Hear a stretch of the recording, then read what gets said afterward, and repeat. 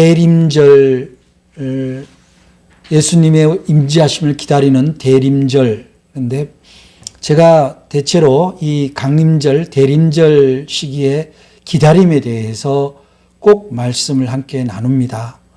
그런데 이제 오늘은 하박국 선지자의 말씀 가운데 우리가 참 인생 가운데서도 그렇고 신앙생활에서도 그렇고 기다림이라고 느껴지는 건 언제냐면 늘 자기가 기대하는 시간이 내 무언가가 도착하지 않았을 때의 기다림이 가장 절실하죠. 그런데 오늘 말씀에 3절에 보면은 그 묵시는 정한 때가 있나니 그 종말이 속히 이르겠고 결코 거짓되지 아니하리라. 비록 더딜지라도 기다리라. 지체되지 않고 반드시 응하리라. 지체되지 않고 응하리라 라는 말은 약속이잖아요. 약속. 그 다음에 기다리라 라는 말은 뭐예요? 명령이에요. 성경은 크게 하나님이 우리에게 구원의 삶을 주시기 위해서 성경의 저자, 하나님의 사람을 통해서 하나님의 약속을 주시는데 그 약속은 뭐냐면 반드시 구원이 이루어진다는 사실이에요. 구원은 모르는 사람들은 자꾸 구원이 일회성으로 이해를 하는데 구원은 단계가 있어요. 구원은 단계에서. 구원의 문에 이르는 것이 내가 그리스도인이 되겠다고 고백하고 세례를 받는 것이 구원의 문에 이르렀다면 그 구원의 언덕에는 여러 가지 단계가 있습니다. 그 단계에 필요한 게 뭐냐면 바로 기다림의 영성입니다. 이 기다림은 나의 능력이 축적되는 것의 기다림이 아니에요. 오해하지 마세요. 예수 그리스도의 약속, 내가 반드시 너희와 함께 있으리라. 내가 너희에게 다시 돌아오리라. 이렇게 약속하신 구원의 약속의 말씀과 그분이 내가 너희를 고아처럼 버려두지 않겠다라는 약속, 그리고 너희 안에 함께 하겠다라는 것, 보혜사 성령을 보내겠다라는 것, 그러게 하기 위해서 너희들의 죄를 다 내가 껴안고 십자가를 졌다는 것, 그 십자가를 지기 위해서 예수 그리스도가 하나님의 본체이신 그분이 사람의 몸을, 죄성을 가진 사람의 몸으로 오셨다는 사실이에요. 이 약속이 확신으로 올 때 우리의 기다림은 승리할 수 있다는 거예요. 우리의 기다림의 영성은 그야말로 삶에서 즐거움으로, 기쁨으로, joy로 나타난다, 그런 얘기죠. 저는 여러분들이 확신 있는 기다림은 두려움이 아니라 설렘이잖아요. 설렘이잖아요. 어린이날 됐을 때, 어릴 때 아버지가 반드시 선물을 사주마. 아버지가 약속을 잘 지키는 아버지라면 그거는 설렘은 되는 거죠. 그렇지 않습니까? 오늘 말씀에서 하나님은 분명히 말씀하시는 거예요. 반드시 응하리라. 우리는 성경을 약속의 말씀이라고 얘기를 합니다. 예수님이 오기 전의 말씀을 구약이라고 하고 예수님 이후를 신약이라고 얘기하는 거예요. 그 신약의 말씀이 우리에게 임재하기 위해서 예수 그리스도가 이 땅에 오셨다는 사실입니다. 여러분들을 되게 기다리면 어떻습니까? 이제 아이들이 이제 수능고사가 이제 다음 주에 수능고사가 있는데 이 아이들이 1년 혹은 3년 혹은 길게는 6년 동안 수능을 준비를 하면서 아마 오늘을 이 수능 때를 기다렸을 거예요. 근데 그 아이만 기다린 건 아니죠. 그 부모들도 마찬가지일 거예요. 특히 수능 당일날 그 부모의 심정은 어떻겠습니까? 또 입학 원서를 내고 발표 당일을 기다리는 그 마음은 어떻겠습니까? 그런데 그것을 두려움으로 기다리는 사람과 설레임으로 기다리는 사람은 그 시간의 차이가 엄청납니다. 두려움으로 기다리는 사람은 그 시간이 빨리 지나갈 테고 설레임으로 기다리는 사람은 그 설레임을 즐길 수가 있는 거죠.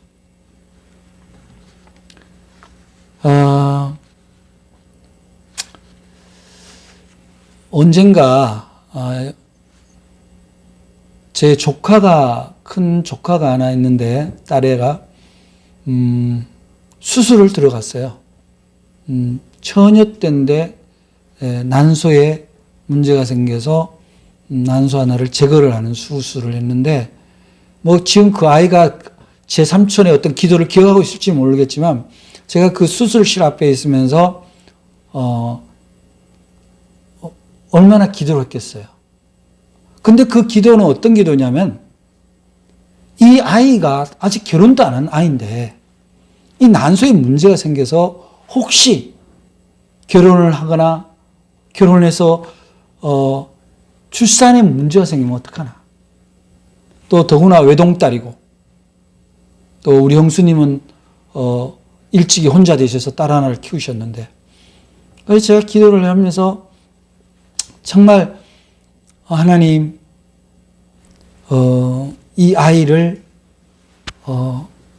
외로운 어머니, 외로운 딸인데 온전하게 될 수 있도록 하나님이 지켜주시라. 그렇게 기도를 했어요.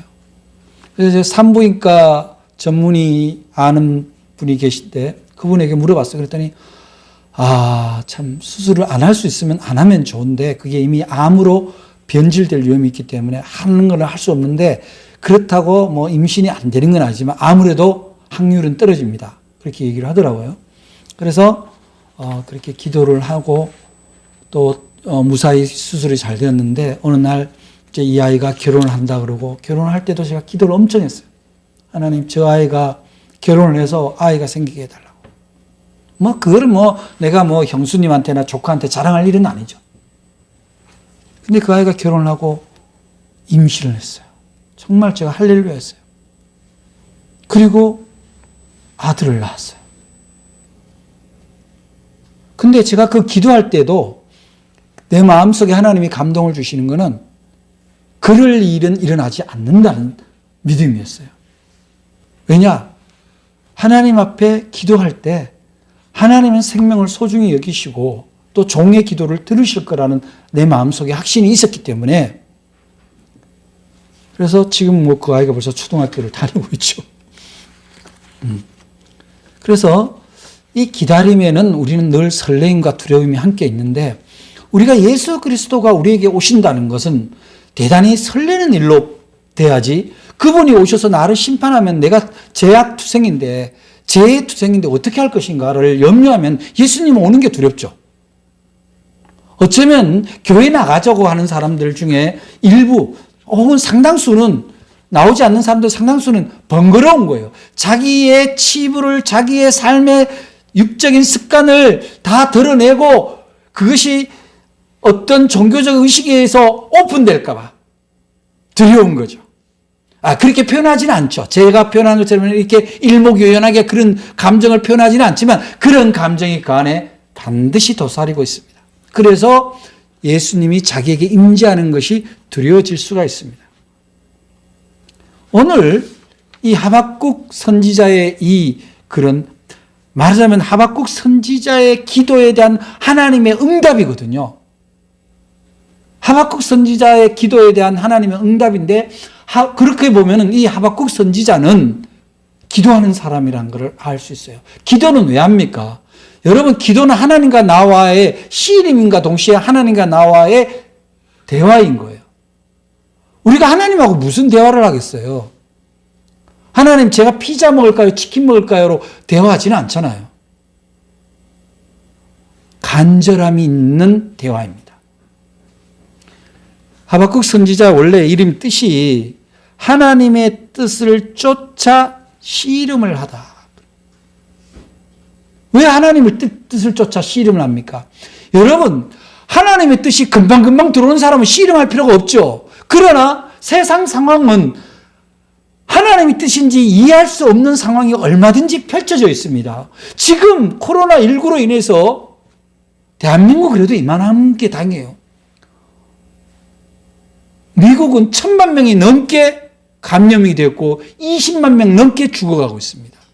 전쟁보다 더 위험한 일이에요. 이게 하나님의 뜻일 수 있을까라고 생각하면 우리가 대단히 두렵죠. 그래서 씨름하는 거예요. 그래서 기도하는 거예요. 그러나 하나님의 뜻은 코로나를 통해서 인간을 심판하는 데 있지 않다라는 거예요. 코로나라는 질병은 하나님이 창조하신 것이 아니라고 저는 생각합니다. 인간들 사이에서 변이 된 거예요. 치료하신 하나님이 반드시 하나님에게 뜻을 구하면 치료하고 해결해 주신다는 사실을 여러분들이 믿으시기를 바랍니다. 다만 지금은 하나님의 뜻을 구해서 씨름할 때, 하박국 선지자 시대 때 그 당시에 왕과 제사장들은 다 불의했어요. 부패했습니다. 마치 오늘의 우리 세상을 보는 것 같아요. 특히 대한민국의 정치와 종교는 정말 탄식을 금할 수가 없습니다. 코로나19로 사람이 죽어가고 병들이 창궐하고 있는데도 여적지 정치와 종교는 진영 싸움에 매몰되어 있다는 사실이에요. 여러분, 불의는 뭡니까? 도둑질하는 것만 불의가 아니에요. 지금 뭘 해야 되는가, 무엇에 집중해야 되는가를 모를 때 그거는 불의합니다. 지금은 우리가 잠잠히 하나님을 구할 때인 것을 여러분들이 믿으시기를 바랍니다. 지금은 잠잠히 예수 그리스도에게 집중해야 될 때이라는 것을 여러분들이 믿으시기를 바랍니다. 인생을 살면서 힘들지 않는 인생이 어디 있겠습니까? 지금 코로나가 창궐하고 있지만 우리나라 경제는요, 제가 1982년에 호로를 단신 서울을 올라왔습니다. 단돈 3만 원을 어머니가 챙겨주셔서 그거를 들고 서울에 왔는데 그때 경제가 어렵다 그랬는데 지금까지 어려워요. 그때 노동운동 노조를 할 때 그때 사장에게 우리들의 처우를 개선해달라고 얘기했을 때 경제가 어렵다고 그랬어요. 경제가 40년째 어려웠어요. 저는 인간이 존재하는 사회에 경제가 안정이 되는 경제는 불가능하다. 왜냐하면 인간은요, 누구나 자기 중심적이고 자기가 많이 가져가려고 해요. 더 가져가는 것이 있으면 반드시 모자라는 것이 생깁니다. 인간은 늘 상대적이고 비교 본위. 누군가 나보다 더 많으면 그것이 내가 가난하다고 인식해요. 그러니까 늘 어려운 거예요. 내가 가난해도 다른 사람 하는 거 다 하지 못하고 있다면 나는 가난하다고 생각해요. 부족하면 부족한 대로 안분지족을 해야 되잖아요. 그렇게 안 합니다. 대부분이 다른 사람은 저렇게 하는데 왜 나는 못하느냐는 것에 집중되어 있어요. 그러니까 늘 어려운 거예요. 어떤 할머니가 큰 빌딩 앞에서 꽃장사를 해요. 조그만 손수레에다 꽃을 넣고 꽃장사를 하는데, 그래 뭐 꽃장사가 안 되죠. 그러니까 그 빌딩의 주인이 가다가 이렇게 보면은 그래도 그 할머니가 늘 웃어. 늘 이렇게 밝게. 그러니까 주인은, 그 건물 주인은 늘 근심으로 쌓여 있는데 월세도 제대로 안 나오지, 다 어렵지. 그래서 아유, 할머니 어떻게 이렇게 날마다 이렇게 환한 표정으로 이렇게 꽃도 잘 안 팔리는데 이렇게 하고 계시냐고 물었더니 할머니는 3일을 생각한대요. 3일을 생각한다는 게 무슨 3일입니까? 그랬더니 예수님이 십자가에 달려서 돌아가시고 무덤에서 3일 만에 부활하셨는데 그 무덤에 혼자 계셨을 예수님을 생각하면 그 고통 끝에 계셨던 예수님, 배신당한 예수님, 그럼에도 불구하고 저들을 구원하기 위해서 다시 나오실 준비를 하는 예수님을 생각하면 그 무덤 속의 3일을 내가 못 견디냐. 그래서 자기는 3일을 생각한대요. 너무 힘들 때 3일 생각한대요. 자기도 힘들 때가 많아서 모든 걸 포기하고 싶을 때가 많았지만 그럴 수가 없었다는 거예요. 3일을 기도한다는 거예요. 여러분 지금 힘든데 여러분 얼마나 기도하세요? 3일은 고사하고 30분은 합니까? 물론 열심히 기도하는 분들도 계시죠. 기다림은요, 신앙인에게서 기다림은 기도라는 말 외에 다른 걸로 대체할 수가 없습니다. 왜 기다립니까? 우리는 하나님의 뜻을 다 알 수 없기 때문에 하나님의 뜻을 구하는 거예요. 어려운 상황 속에서 이 상황을 하나님이 내 앞에 펼쳐 보이신 이유가 무엇인가를 하나님에게 물어보는 거예요. 뜻을 구하는 거예요. 분별하는 거예요. 그래서 내 행동이 내 중심으로, 내 사고로 해서 다른 사람에게 상처 주고 오히려 힘들게 하지 않도록 하기 위해서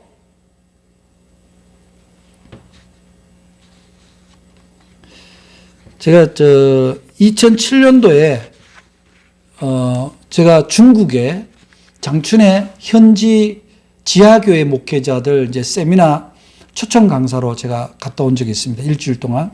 근데 거기서 이제 어느 날 저녁에 오후에 잠깐 거기 통역하는 전도사님하고 장춘 시장회를 갔어요. 큰 시장인데 갔더니 거기에 이렇게 카페트에 술을 넣는 사람이 있어요. 그 술을 놔서 그걸 판매를 하는데 수공이죠, 완전히. 그래서 이렇게 제가 다른 거는 관심이 없고 이렇게 뭘 이렇게 한참 하길래 보는데 제법 넓은 이런 카페트 같은 데다가 이렇게 중국의 풍경, 뭐 이런 세계의 풍경 같은 거를 이렇게 술을 놓는데 정말 한땀한땀해요. 그래서 저걸 어떻게 저렇게 하나, 저 그림을 어떻게 상상하고 하나, 그리고 저 언제 끝날 줄 알고 저렇게 큰 그림을. 그래서 내가 너무 궁금해서 들어가서 봤어요. 보니까 그림이 얼마나 냐면 어느 잡지에서 잘라나 요만한 그림이에요. 요만한 종이를 딱 보고 이 사람이 그 한 땀 한 땀 이게 그 수놓는 바늘로 한 땀 한 땀 집어넣고 있는 거예요. 색실 갖다 놓고. 이야, 정말 대단하다. 그래서 내가 물어봤어요. 그때 이게 하나 얼마냐 이렇게. 우리 돈으로 한 8만 원 주면 돼요. 그걸 다 지으면, 다 만들면 하나에. 그런데 그때도 뭐 일당이 한 5만 원씩 하던, 우리나라에서는 하루 일당이 5만 원 이상씩 하던 때인데 이 사람이 이거를 맨날 며칠을 할 텐데, 그래서 참 싸다라는 생각이 들었어요. 처음에는 8만 원 그렇게 어이구 저걸 사기는 힘들겠다 이 생각 들었는데 그 사람이 한 땀 한 땀 하는 걸 보니까. 근데 그 사람은 무슨 생각을 하겠어요? 그거를 그 그림 안에는 이미 목적지가 보이는 거예요. 이 작은 그림 안에 자기가 가야 될 목적지가 이미 그림의 끝이 보이잖아요. 그렇기 때문에 그 사람은요, 그 일이 지겹지가 않은 거예요. 조금씩 형태가 나타날 때마다 그런 기쁨을 느낀다고 그랬어요. 돈 때문만은 아니라고. 누군가가 자기의 정성을 통해서 그 카페트가 어느 집안의 분위기를 바꿔줄 수 있다면, 여러분은 어떠세요? 여러분의 인생에서 여러분 무엇을 기다리나요? 그런 설렘이 있나요? 그렇게 찐득한, 은근한 그런 기다림이 있나요?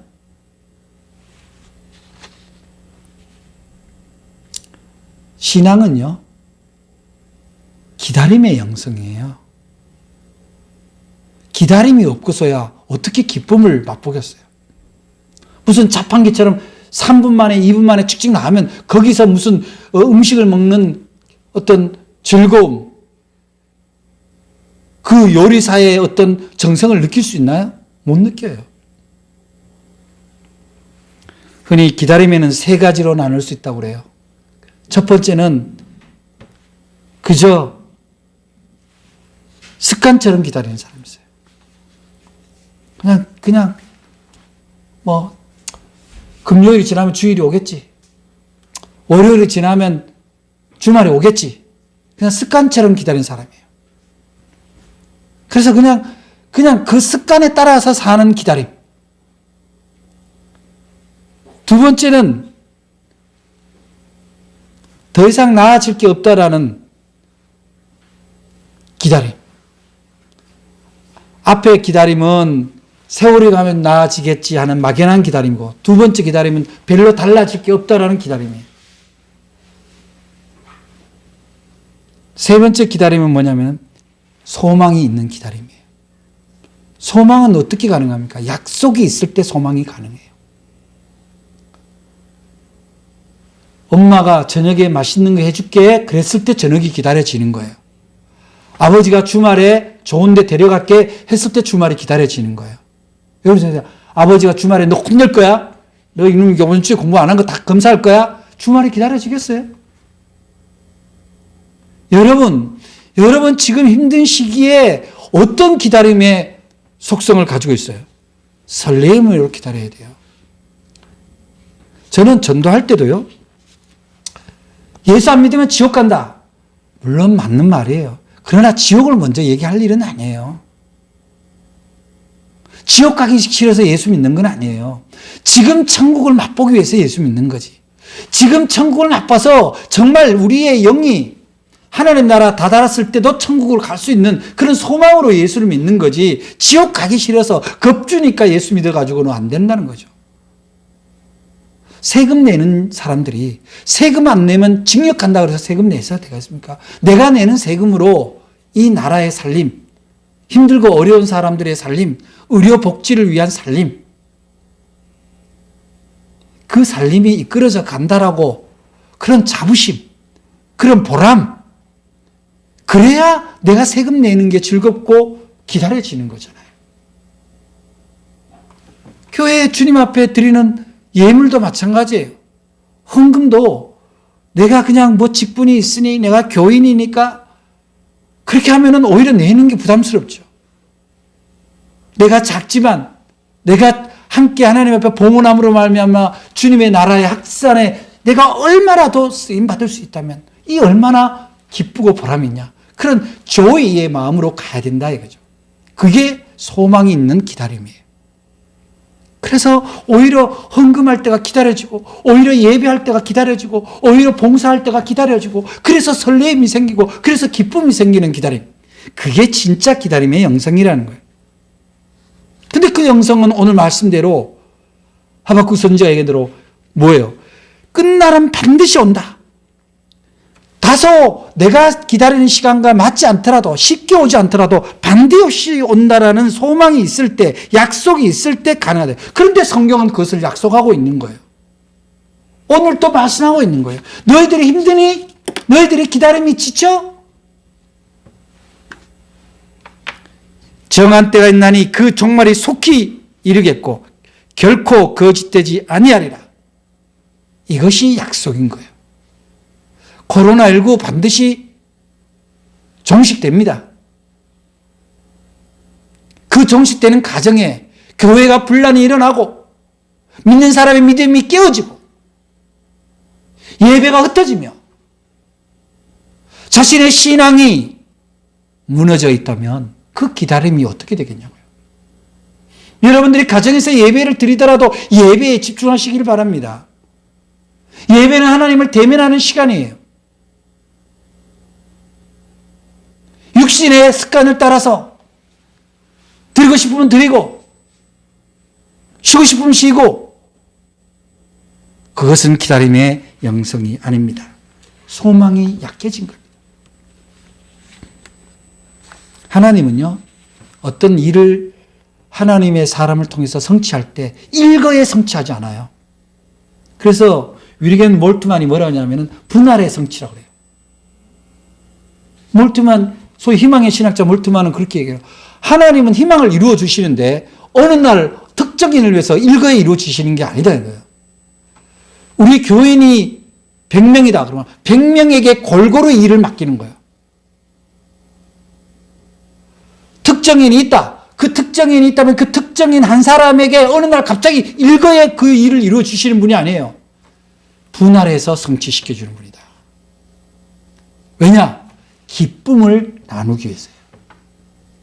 성취의 기쁨, 소망의 기쁨, 함께하는 기쁨을 나누기 위해서 하나님은 일거에 모든 걸 해결하지 않습니다. 협력해서 선을 이루시는 하나님은 분할해서 나누어서 이루기를 좋아하신다. 여러분, 아이들 그 퍼즐 맞추는 그림 퍼즐 맞추는 거 있죠? 그러면 애들이 우리도 우리 아이들 공방에 보면 글을 맞출 때 보면 넓은 데에는 이쪽 부분 맞히는 애, 이쪽 부분 맞히는 애, 이쪽 부분 가운데 맞추는 애, 여러 명이 함께 하면요. 함께 기쁨을 누리고 훨씬 빨리 진행이 됩니다. 그런데 어느 놈이 나 혼자 할래! 그리고 해버리면 혼자 전전긍긍 잘 안 돼요. 신앙의 공동체는 바로 그런 겁니다. 함께 하나님의 분할 통치, 분할 성취를 함께 누려가는 거예요. 우리는 예수 그리스도가 우리에게 오심은 바로 함께 기도하고 함께 기다리며 함께 성취하는 그 소망의 설레임을 함께 나누는 것을 우리가 은혜 받기 위해서 우리는 주님을 기다리는 거거든요. 누군가가 정말 어려운 사람이 있다고 생각해 봅시다. 우리 교인 중에. 그러면 그 어려운 사람을 놓고 우리가 함께 그 어려움. 여러분 궁죽통이란 말 알죠? 궁하면 통한다.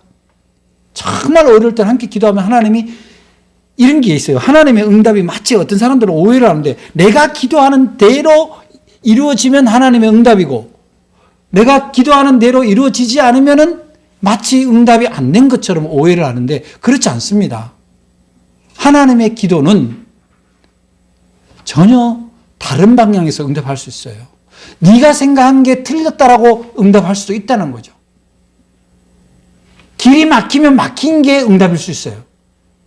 내가 이걸 하려고 하는데 하나님이 이 길을 안 열어주시네. 그럼 그 막힌 길에서 멈추라는 거거든요. 한자 사자성어에 보면 물국필반이란 말이 있어요. 물국필반. 뭐냐면 모든 물질은 끝까지 가면 되돌아오게 되어 있다는 거예요. 여러분들이 지나치게 잘못된 것들을 하게 되면은 반드시 그건 반작용이 일어납니다. 부메랑이 일어나는 거예요. 여러분들의 부메랑. 혹시 여러분들이 너무 앞서는 건 없으세요? 고통의 끝을 가면 반드시 돌아온다는 거예요. 기다림의 끝은 성취예요.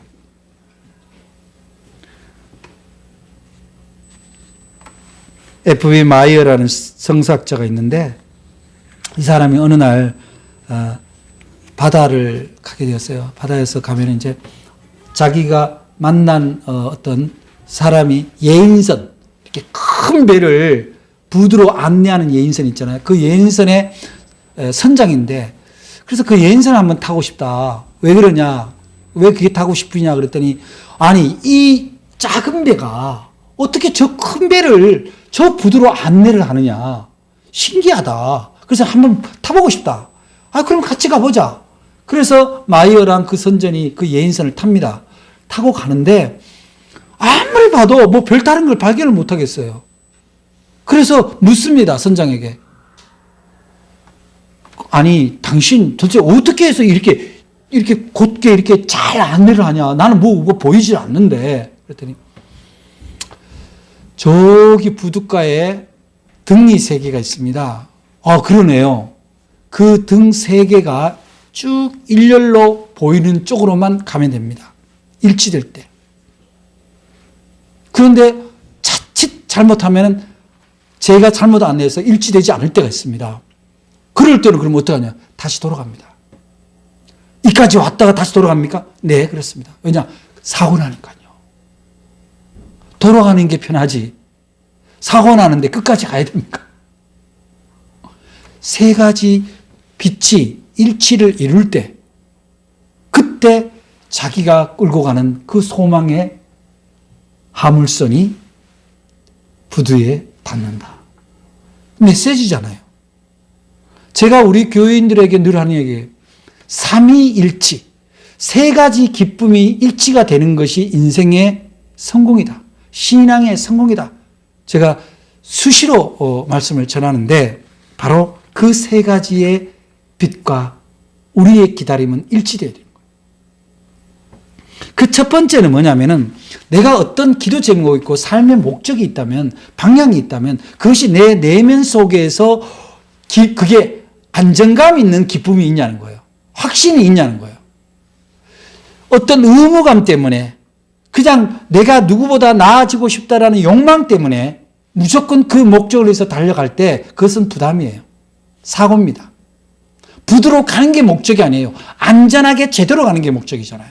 그래서 내 내면에 확신이 생길 때까지는 그 길을 가서는 안 되는 거예요. 함부로 가면 안 되는 거예요.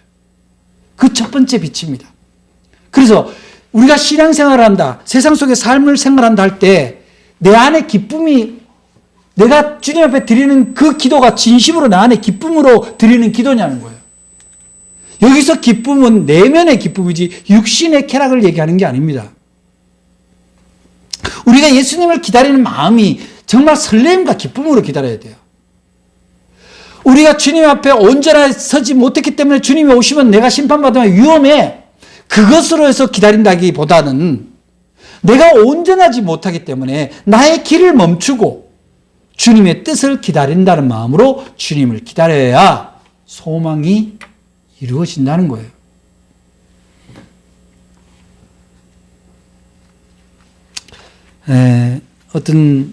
여러분 불의 전차라는 영화 본 적 있어요? 그 불의 전차라는 영화를 보면은 그 주인공이, 에릭이라는 주인공이 늘 달리기를 합니다. 대학생인데 달리기를 하니까 그 여동생이 물어요. 오빠는 왜 이렇게 맨날 달려? 그렇게 물으니까 동생이 얘기를 합니다. 나는 뛸 때 하나님을 느껴.